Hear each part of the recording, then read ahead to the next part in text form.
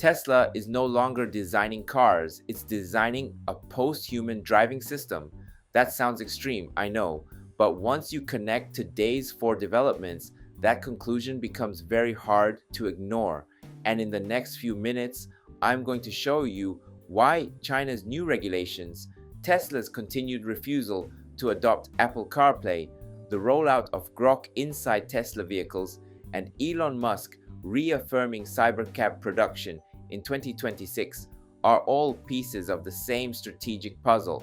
If you are valuing Tesla as just an EV company, you're already behind. Hi, this is Ken. Today, we're not just talking about headlines, we're talking about what Tesla is quietly becoming. Because on the surface, today's news looks scattered. China wants physical buttons. Tesla still won't support Apple CarPlay. Grok is now handling navigation commands in Europe. And Cybercab is targeting production in April 2026. Four separate stories. But beneath them is one consistent direction. Tesla is systematically reducing the role of the human driver. Let's start with China. Chinese regulators are reportedly moving toward rules that require physical buttons for critical driving functions like turn signals and hazard lights. There are also indications that yoke-style steering wheels may not be approved. Most media outlets frame this as a design controversy, but I think that completely misses the point. This isn't about buttons, it's about assumptions. Regulators design cars under the assumption that humans must always be in control. Tesla designs cars under the assumption that humans eventually won't be. That difference in assumption changes everything. When you believe humans will always drive, you optimize for tactile controls, redundancy, and manual overrides. When you believe AI will eventually drive, you optimize for sensors, software, and decision-making systems. So what we're really seeing in China is not a rejection of Tesla's design. It's a rejection of Tesla's future vision. For investors, that matters because it tells us regulatory friction is not going away. But it also tells us Tesla is not slowing down to please regulators. Tesla is building for where the world is going, not where it has been. Now let's talk about Apple CarPlay. Every few months, the same question comes back. Why doesn't Tesla support CarPlay? Why not just give people what they want? The common explanation is that Tesla is stubborn or closed off. I don't buy that. This is a strategic decision. If Tesla integrates Apple CarPlay, Apple becomes the primary interface layer inside the vehicle. Navigation, apps, media, ecosystem. That means Tesla would be handing over one of the most valuable parts of the car.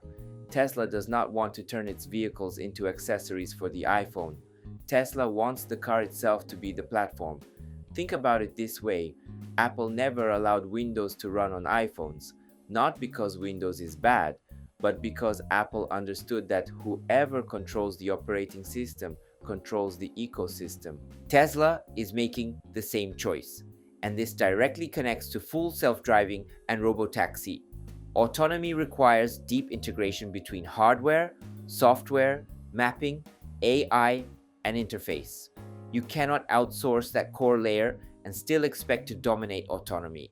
So Tesla is not rejecting CarPlay emotionally. Tesla is rejecting the idea of giving up its platform. That's bullish, which brings us to Grok. In Europe, Grok is now being rolled out for navigation commands inside Tesla vehicles. Not simple voice commands, conversational commands. You don't say, navigate to Starbucks.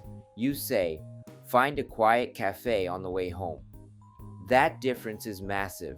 We are moving from command-based interfaces to conversational interfaces. Historically, cars had physical buttons. Then they moved to touchscreens. Then they added voice commands. Tesla is skipping to the next phase, talking to your car like you talk to a person.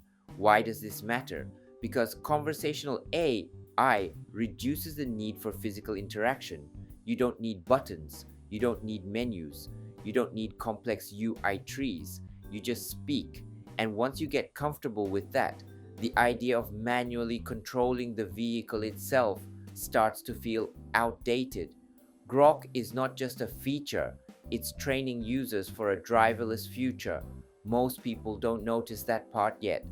Now let's talk about Cybercab. Elon Musk has once again reaffirmed that Cybercab production is targeted for April 2026. No steering wheel, no pedals. This is not a new car model. This is a new category. Cybercab is not a product, it's infrastructure. It represents Tesla's transition from selling cars to selling transportation. That is a completely different business. Selling cars is a one-time transaction. Selling mobility is a recurring service, recurring revenue, network effects, software margins. This is why comparing Tesla to traditional automakers makes no sense. Tesla is trying to become the operating system of mobility, and once you see that, the earlier stories snap into focus. China pushing for human-centered controls. Tesla rejecting third-party operating systems. Tesla deploying conversational AI. Tesla removing steering wheels entirely. All of these point in the same direction. Reduce human involvement. Increase AI decision-making. This is not an EV war, it's a paradigm shift. From human-centered transportation to AI-centered mobility. Most investors are still modeling Tesla using auto industry frameworks. Deliveries, margins, inventory, pricing, those matter, but they are no longer the whole story. If you want to understand Tesla's long-term potential, you need to think in terms of platforms. Platforms create ecosystems. Ecosystems create lock-in. Lock-in creates pricing power. Tesla already has a vehicle fleet, an energy business, a charging network, an AI stack. Cybercab connects all of that into a monetization engine. That's the real play, not just selling more cars. Now, let's be honest about risks. Regulators may slow things down. Technology may take longer than expected. Public trust in autonomy must be earned. Timelines can slip, but direction matters more than dates.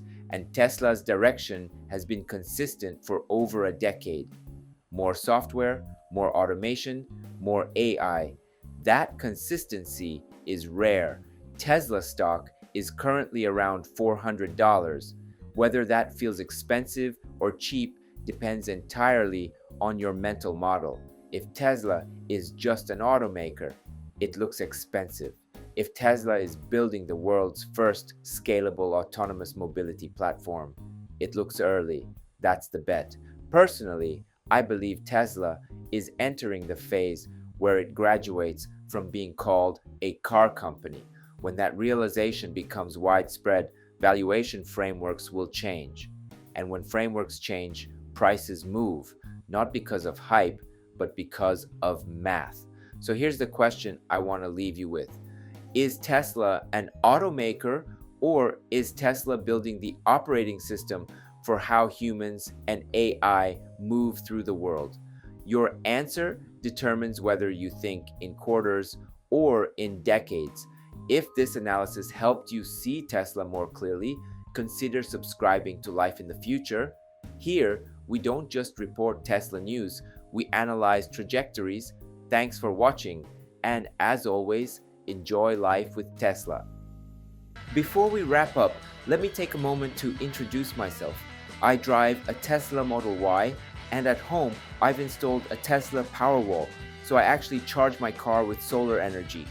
I truly believe Tesla is shaping the future, and that's why I share the latest news and insights here on this channel. I'm from Japan, but I want to connect with Tesla fans all around the world.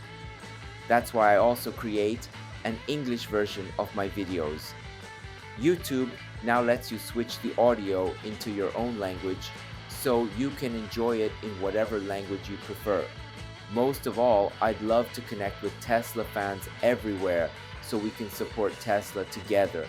I also share updates on X, so feel free to follow me there and let's connect. And if you haven't already, please subscribe to this channel. I'd really appreciate it. Thanks for watching, and I'll see you in the next video.